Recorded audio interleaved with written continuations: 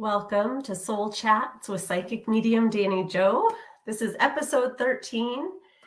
Super excited to be with you guys tonight. I don't know if the train or my stomach will be noisier in the background, but I'm glad to have you with me tonight. So if you're joining me, say hello. Remember, if you don't allow the StreamYard to have access to your name, I won't see your comments with a name, but I will jump on here and it shows me. Hi, Sarah. Hi, Marcy. Hi, Tracy. Hi, Terry. Hi, Leanne. Good to see everybody. I'll try to watch and see who's joining me. Anyway, I don't have a guest tonight. It's just going to be a talk from yours truly, maybe with a little bit of Q&A as well. So let me just wait a minute and see who's going to join us. And we'll chat about all things spiritual. All things spiritual.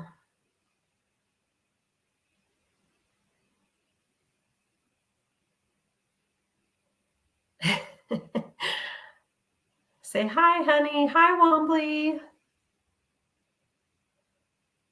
Hi, Rose. Hi, Nikki. Actually, see if I can put this up here so I can see you without having to look. Phone. Yeah, that was probably a great view. Sorry. Let me get this hooked up.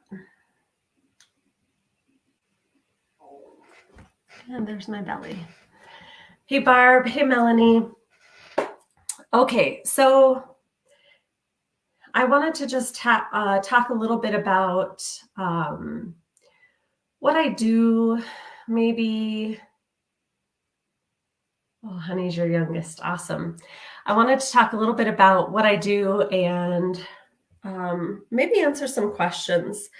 I know there are many of you who have had a session with me, but there's a lot of you who have not. And if you're catching this replay on YouTube and just finding me, this will be good information for you. I received a letter in the mail from my uncle, and it had 3 pictures of me at about the age of 8 or 9. And it was a nice little letter that just said, "You are and always were a special girl."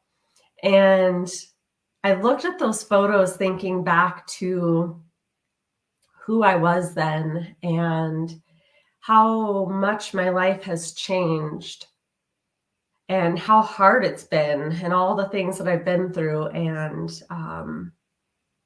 it made me really appreciate where I am today and the fact that this has been a tough year of learning to set boundaries and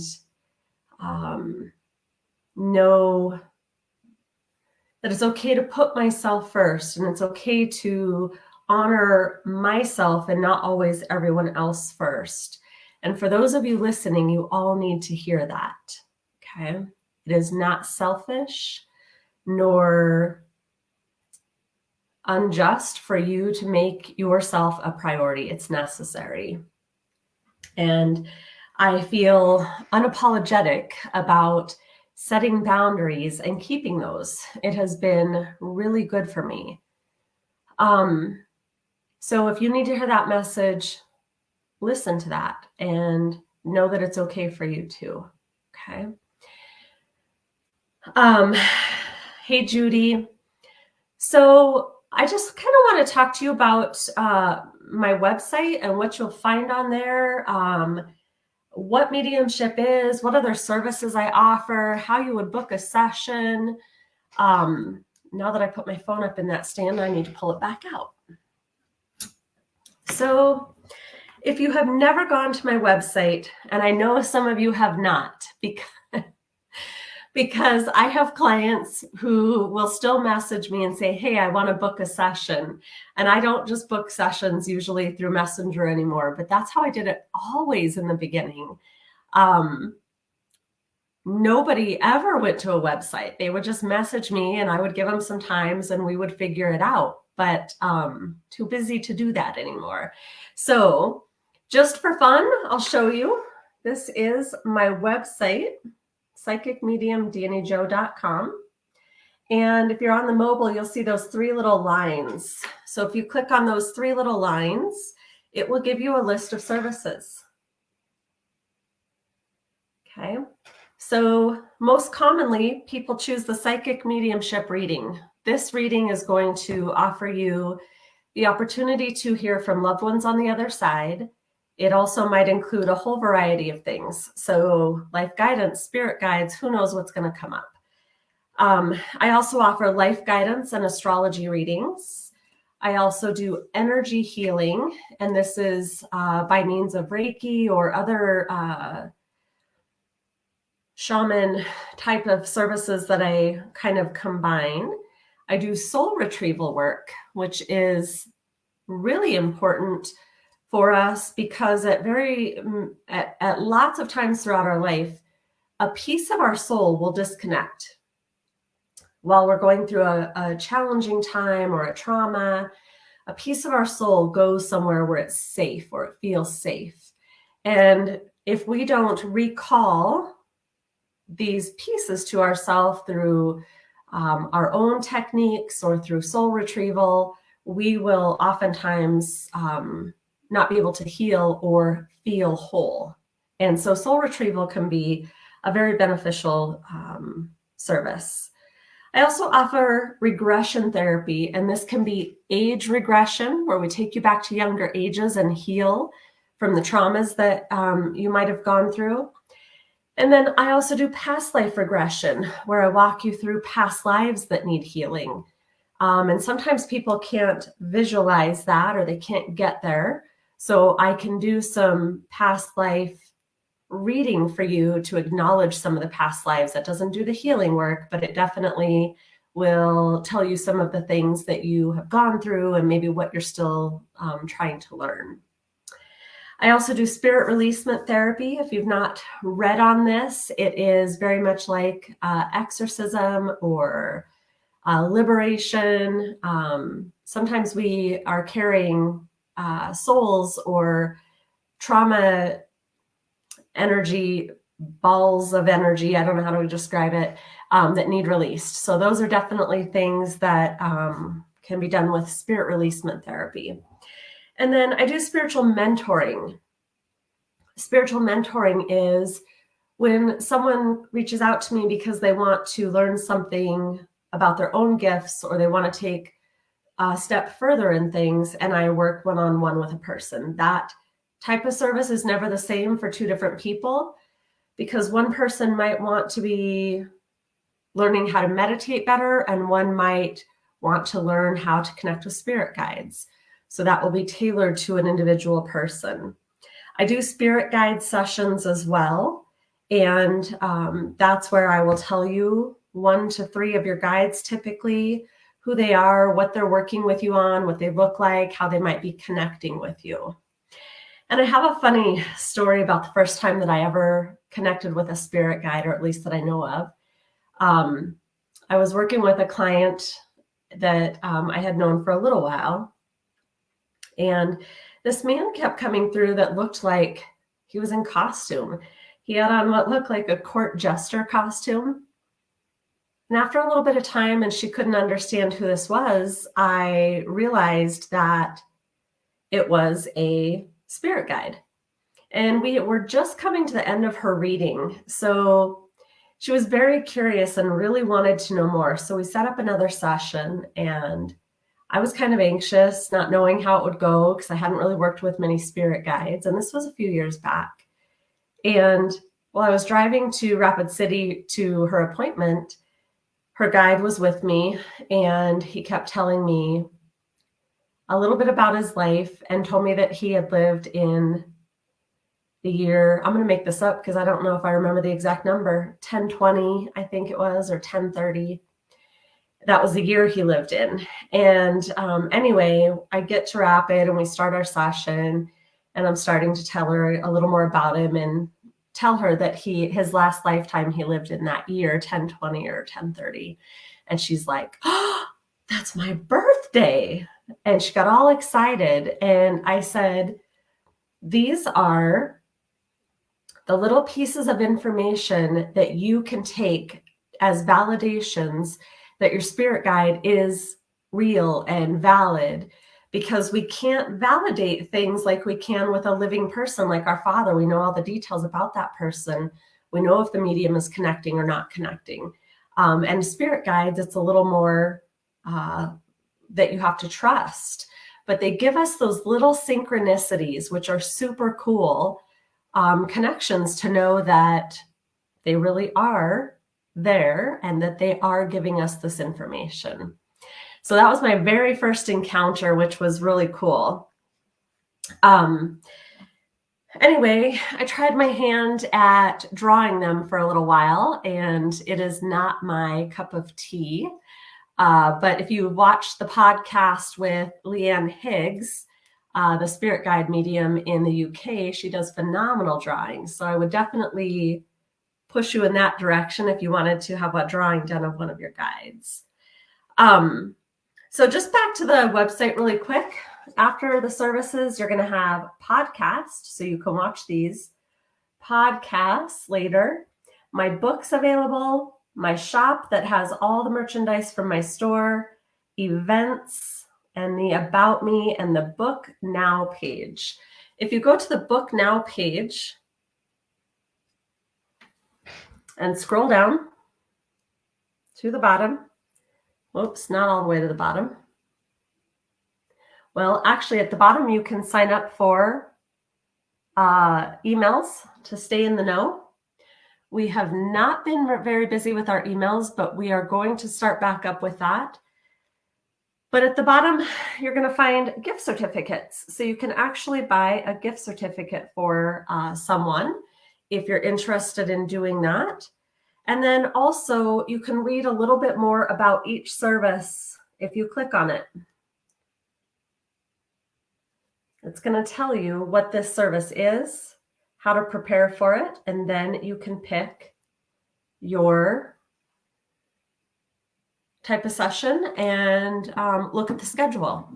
Now, if you go to book a session, it is going to ask you, once you pick a service, it's going to ask you for your time zone. Make sure you set your time zone. And then also it's going to ask you if you want to come in person in Spearfish, in Rapid, or if you want to be on the virtual calendar. And that means that I will reach out to you to see if you want to connect through Zoom or Facebook Messenger. And those are the options for booking a session. I also want to just put it out there too, because I have a lot of people reach out to me about doing house cleansings. So I go to their location and I clear and bless their house. That is a service that I offer that is not listed on the website, only because it is not one that is easy to schedule.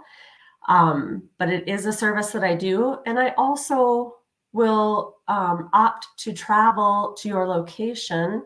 Let's say if you're in Newcastle and you want me to come that way because you have a couple of people that are interested, I will definitely do that as long as you reach out to me and we can kind of look at the schedule and find a place to put it in. I can come for a day or a weekend, and as long as I have enough interest, I definitely am open to that. A lot of people have booked me for, I was going to say, it kind of sounds like an act or a sideshow, but a lot of people have booked me for girls' weekends and bridal showers and surprise birthdays and things like that. So I've done a lot of group type events also. So let's say you have 15 people that are getting together, or even 8, any number greater than 3 is a group, 3 to 5 is a small group, and 6 to 9 is a large group. And then above that, we just add per person. And I do travel to people's locations for that. So always something that you can keep in mind. And that's awesome. Awesome. A session for Christmas and attended it with you. That's awesome. Let me take a quick peek at who I'm chatting with, because not everybody has given permissions. I don't know who's talking. And of course, my phone is not catching up with me. Take a peek.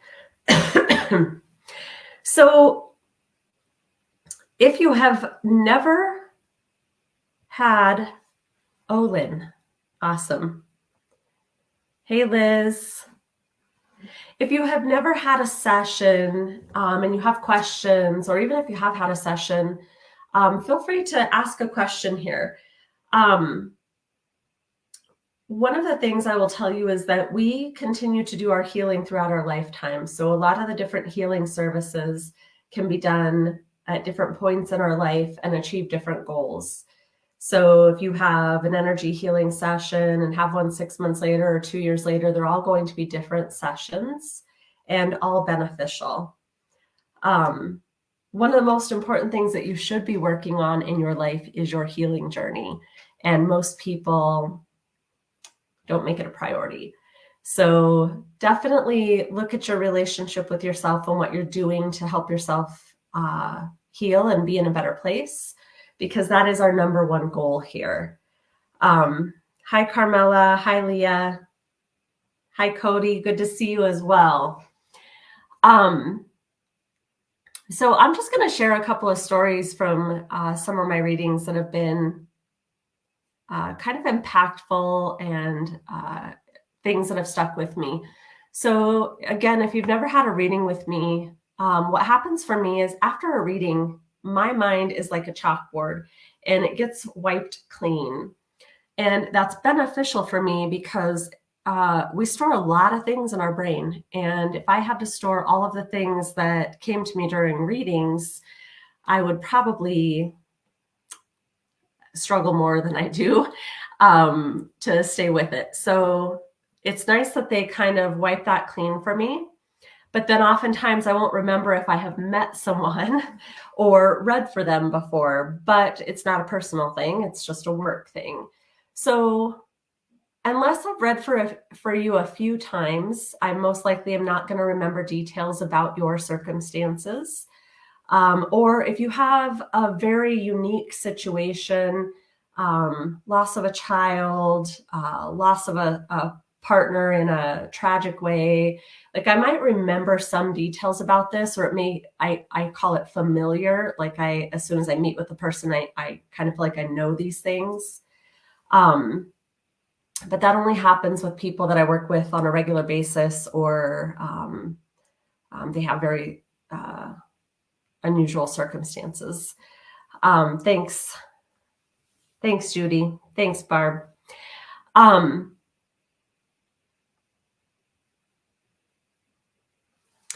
So just a couple examples of, so one of the things I wanted to talk about is like where my path is going in the future. You know, we get so focused on thinking we know where we're going or we know what we want, and then we try to control that outcome. And I have learned quite a while back that I am not necessarily in control of where Spirit wants me to be. And so I surrender to that. I never thought I would write a book. And I have published 3 different pieces, 2 books and a journal. And I am actually now writing again and in a whole different capacity. But I also, I feel like when the timing is right, Spirit makes things appear for us that we need to know. And there's 22 people watching and 2 hearts. And my mom's number for me is 222.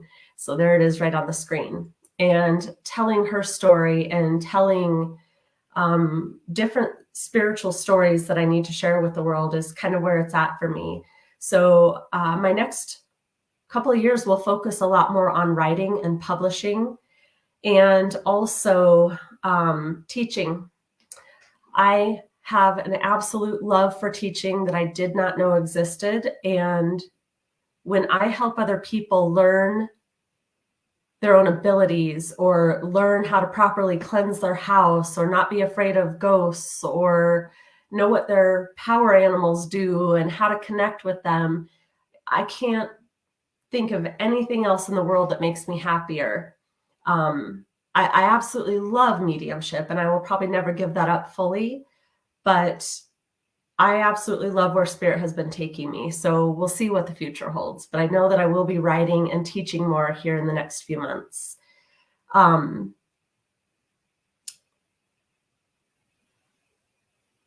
also will share with you that I have had clients say to me, I'm not a writer, and then write a book. I have had people say to me, I'm not a healer, and then open a healing business or service. I've had people say to me, I can't do social media. I'm terrible at it, and start a social media page to do tarot readings. I think that the I can'ts in the world just keep us from our greatness, and you have to remember what you can do and what you were brought here to do and the way that you're going to inspire yourself and others. And there's so much need right now for light and healers in the world. And if everyone doesn't step into their power with that, who have been thinking about it for years and putting it off,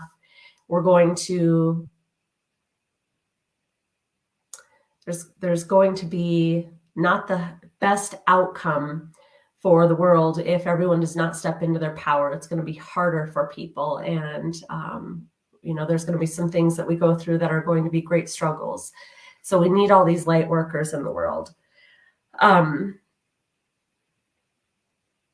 the crazy thing is we've had the hardest 2 years that we've probably ever lived through. And now is an even greater time that we need that. We need everyone to step into that power, and nobody has the energy for it, but nothing worth having comes easy, and we have to keep going, and we have to keep growing, and we have to keep sharing the light. So keep that in mind. If you have any inclination to grow yourself, grow your spirituality, see where it's going to take you, go for it, because the world needs you. The world needs all of you, but we need everyone to step into their power in a healing capacity that can. So keep that in mind. I also want to address the fact that sometimes people ask me why I teach mediumship. And I know that they're getting at the fact that some people would see that as a competition thing, or, that I would be taking away from my own business.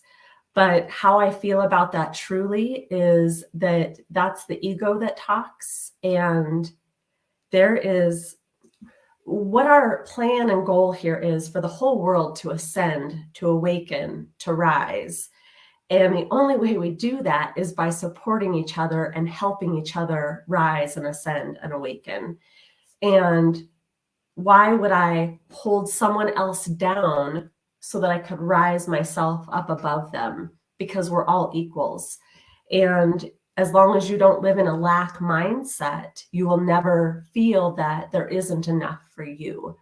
And my mentor, who I know some of you have read my first book, Guided, Directed, and Protected, that was a hard lesson for me to learn, because she had a lot of ego and I had to step away from her. But that exact thing got involved there. And I learned very early on that living in a lack mindset would be detrimental. So I try not to ever go there. And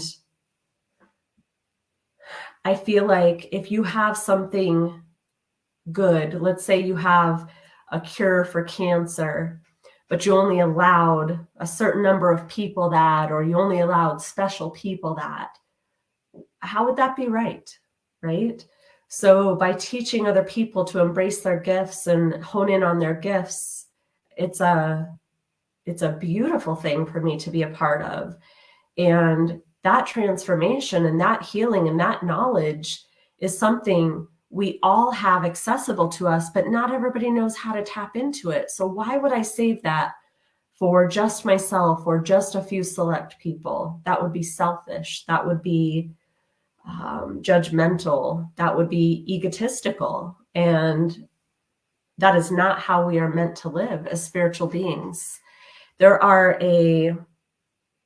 Thank you, Roxy. There are so many spiritual people out there who preach one thing and show you another. And none of us are perfect. I'm not going to say I'm a perfect person. God knows I'm not. You know I'm not. I have overcome drug addiction, alcoholism. I mean, I have done all the things, knock on wood, that I could do wrong in this life. And I'm not a perfect person. And I continue to try to be a better version of myself. But there are people working in this capacity who act like they are amazing and spiritual and will stab you in the back in 2 seconds and not think a thing of it. So, we have to be cautious who we let in on our circle too, let in our inner circle. Absolutely, Judy. Absolutely. Thank you, Michelle. I appreciate that. That is absolutely what my heart feels. And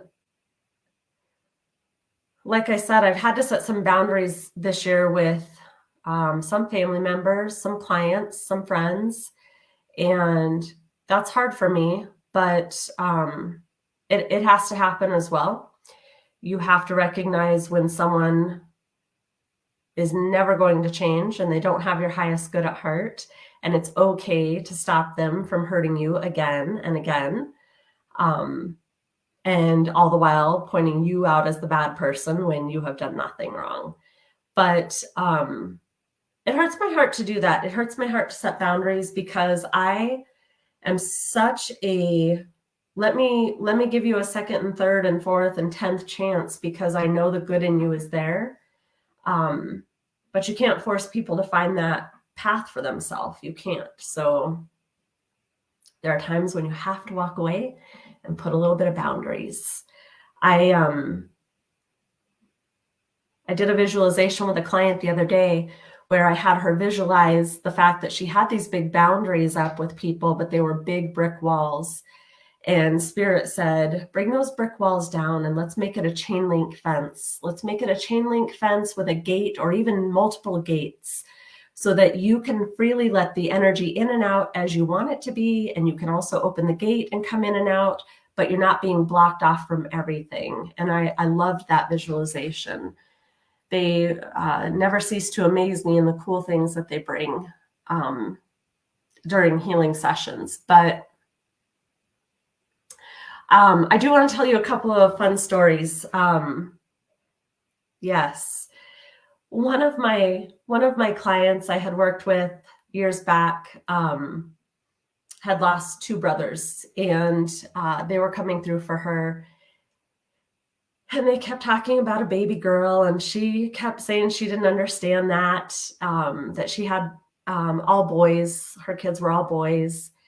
And I just kept feeling into it. And I was like, God, they keep showing me a baby girl for you. I really see this. And she's like, I haven't had any miscarriage. I only have boys. And I don't think she has 4 boys, maybe 3, but I think 4. Anyway, I didn't think anything of it. I didn't worry about it. I try not to get stuck on things that I don't understand fully because sometimes Spirit knows better than me and I just need to stay out of it.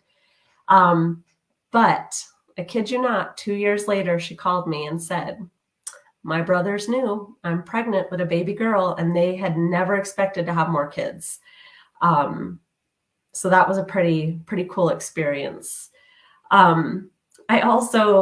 I think it wasn't that long ago, was in Wessington Springs doing a dinner event, and I had a lady's grandmother was coming through for her and said, congratulations, you're getting married. And she was like, I am? She's like, well, I'm dating, but I'm not engaged. And like less than 2 weeks later, she was engaged, and poor girl had her engagement ruined.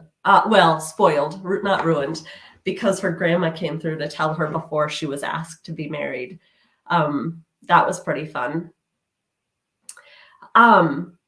I also have a client who, she had a guy that she dated when she was younger who had passed away, and she hadn't thought about him for a long time, and he was a character. If someone is sarcastic or inappropriate in life, they often come through that way. Not always, but a lot of times they do. And this guy was very sarcastic and inappropriate. And he kept showing me that they had had a good time in the back seat of the car, let's say. And she was like mortified that he was showing me that because it had happened. But the funnier thing was,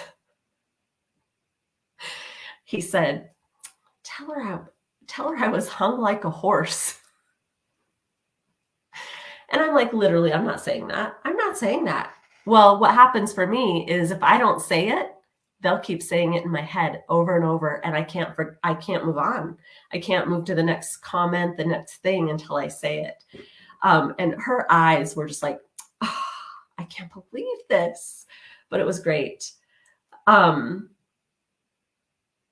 Another cool story. This is some of the fun things that, like, people sometimes don't understand their messages, and neither do I until the right timing. And it's why I sometimes will just give you the information and tell you, I don't know, but this is important for you somehow. And it was a young male who had passed, and he is one of the readings that I wrote about in my first book. And I had gone to the family's house to do a reading for a small group of them. And I was like, he's showing me like a globe in his hands, and he's singing, he's got the whole world in his hands. And I'm like, I don't understand this. I really don't understand it. And they were like, I don't know either. Well, it ended up being, it was either a sticker or something on a little ID case that was actually either on her ID or his. And they didn't know this till later when they saw it and found it. And it was just the coolest reference. And the crazy thing is, it always makes me wonder, why do they bring up the things that they do? Why does somebody talk about SpaghettiOs when it was their last meal, but that wasn't really important? The thing that I know is that they keep us guessing. They like to tell you things that I wouldn't know. And those little pieces of information are the things that they can give you that prove to you that they're still around. So why they pick and choose the things they show us, I don't know. But I think it's pretty amazing. I also, when I was still doing readings at home, so I did my readings in this room right here downstairs in the basement. I had a client sitting in the futon. It was on that wall, and was sitting here doing a reading. We were the only ones here, and we heard a knock on the door. And I looked at her like, did I hear that? Did you hear that?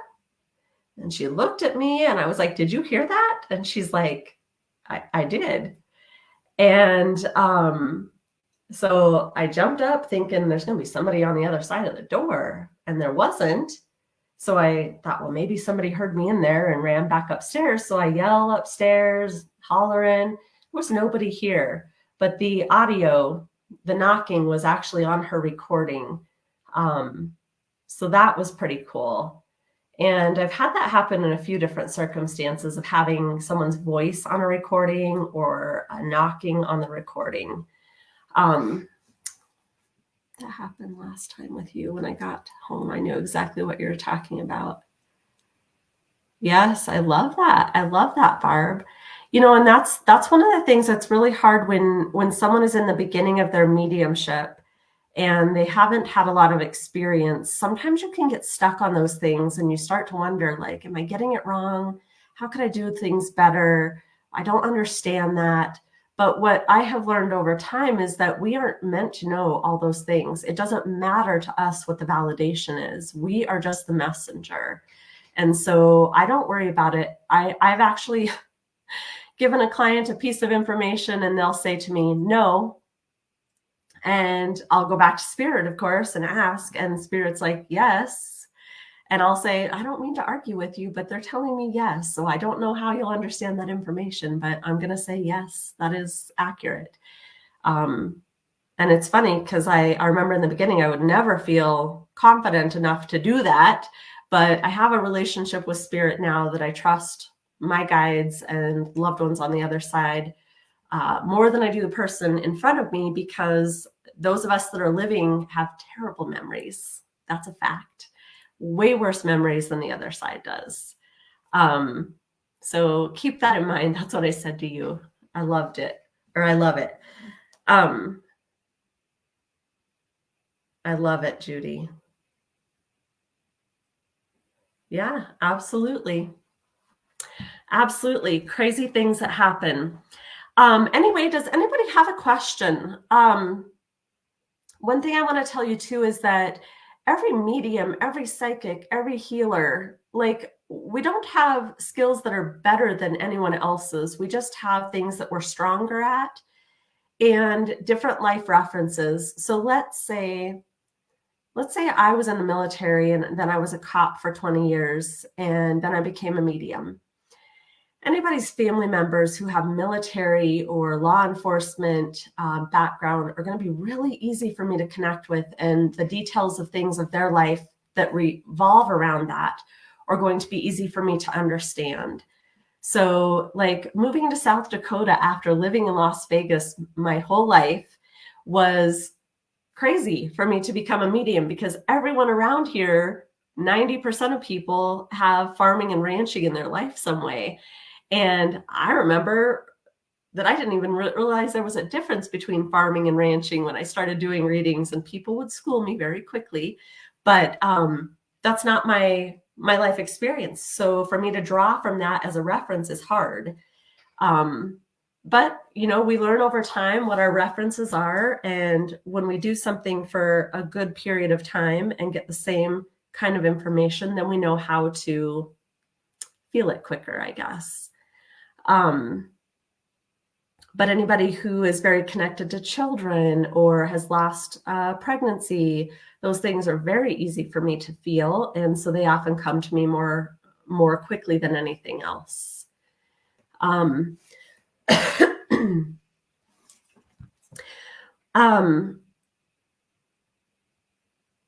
else was I going to tell you? I was going to tell you also, the other thing that I never expected in this life was, I never honestly ever thought that I would be running a nonprofit the way that it happened. I have had for years thoughts that I would open a nonprofit at some point, but I had a feeling it would be more to do with the paranormal stuff and being able to help people in circumstances that couldn't help themselves, with hauntings and exorcisms and things like that. And that may still come. But I never thought I would open a nonprofit in honor of my mom and domestic violence. So that really has taken a lot of my time and energy, which I'm super grateful for because of the experiences that have been healing for me. But I tell you that because I want you to remember that even though you think you know what you want for your future, Spirit always has a plan greater than our own, always.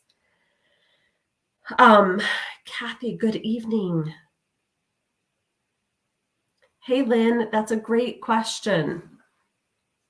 So I talked a little bit about some of the services that I offer, but I'll kind of go over that a little bit more.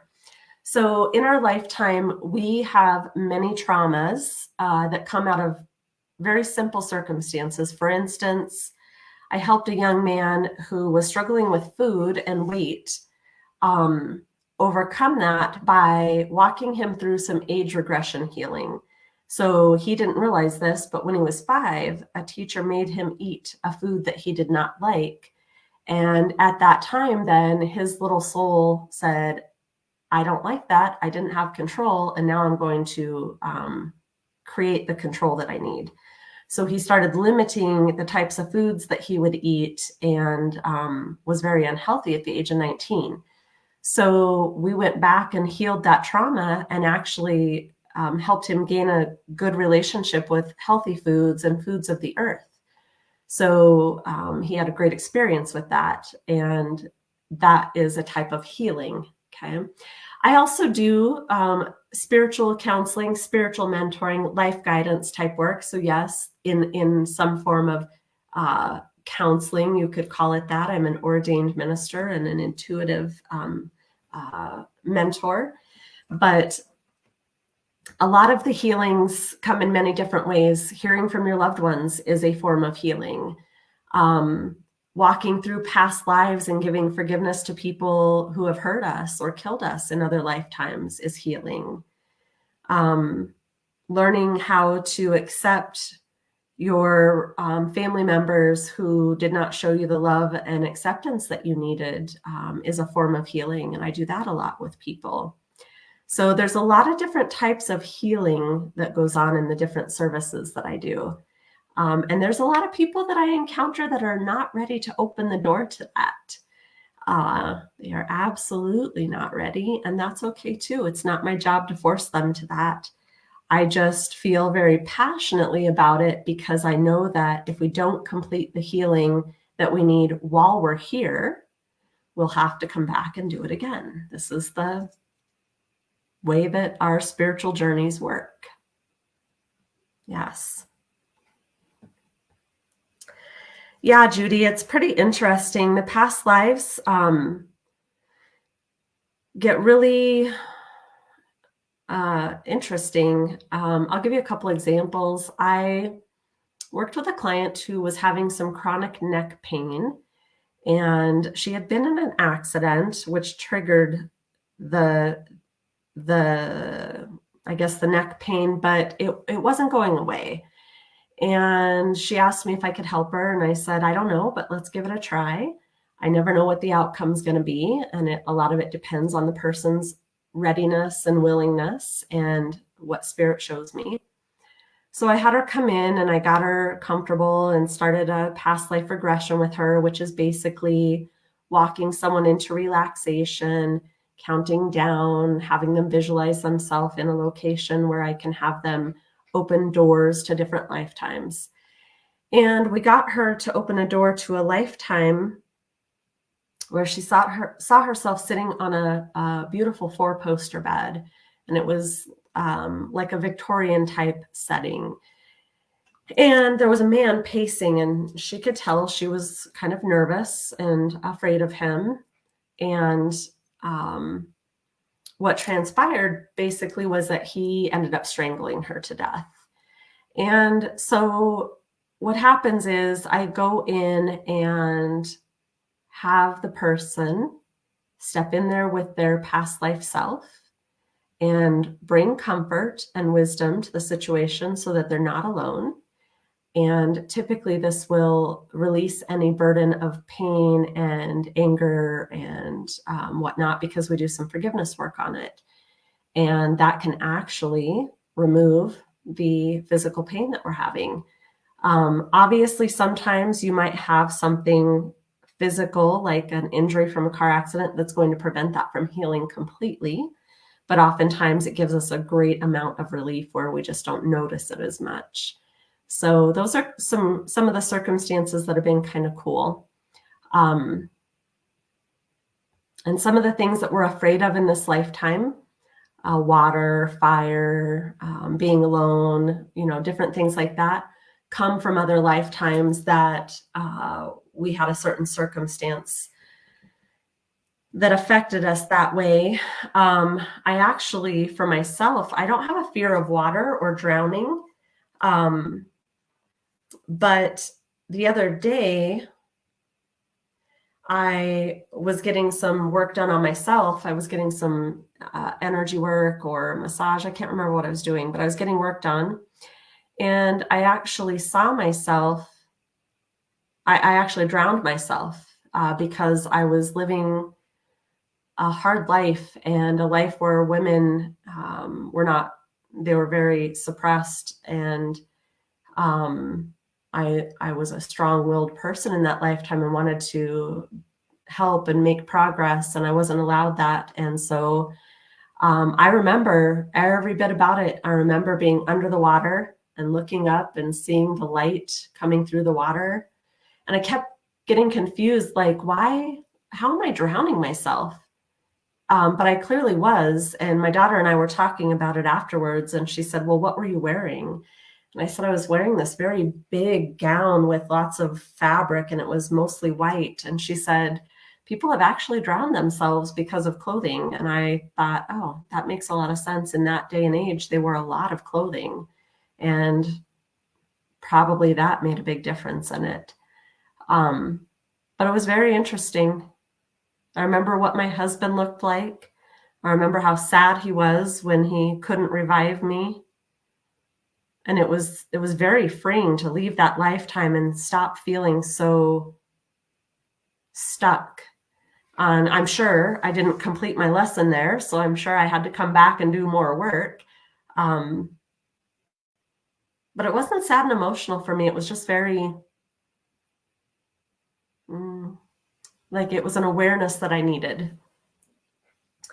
Heights and thunderstorms. Interesting. Yeah, it is terrifying. It is terrifying. But we can definitely do healing work on that and release those fears and those difficulties. So, well, I really want to say thank you for joining me tonight. I look forward to doing some more podcasts in the future. If you have not gone over and followed my YouTube channel, please do. We're going to be adding some meditations and overnight meditations soon. So make sure you subscribe to stay in tune with that.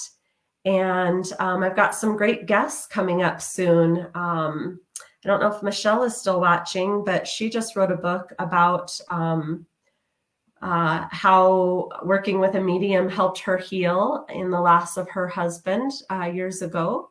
And I just ordered some of those books to be in my store, but she's going to be one of my guests soon.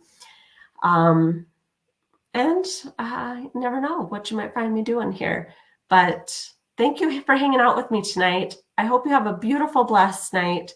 I do want to give a quick plug to my sanctuary, only because I'm doing that next. At 7, I go live in my sanctuary group. Right now, this is just a women's group. Sorry, guys.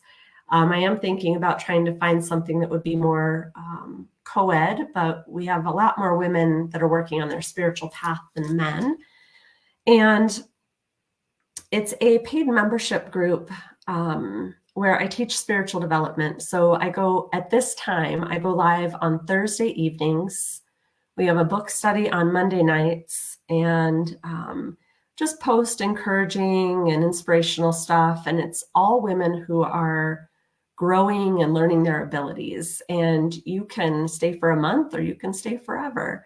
But we just had our yearly sisterhood retreat for that group, and it was in Platte, South Dakota at a beautiful lodge. And it was an amazing weekend of sisterhood and community and having meals together. And we created magic wands and cried and laughed. And it was just amazing. So if you're looking for that type of community and support, check it out. It's the Sisterhood tab on my website. And maybe we'll see some of you joining. Okay.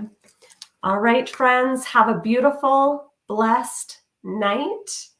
Thank you, Bobby Jo. Don't forget to check out the website for any of your spiritual appointment needs. And I'll talk to you soon. Have a great night, friends.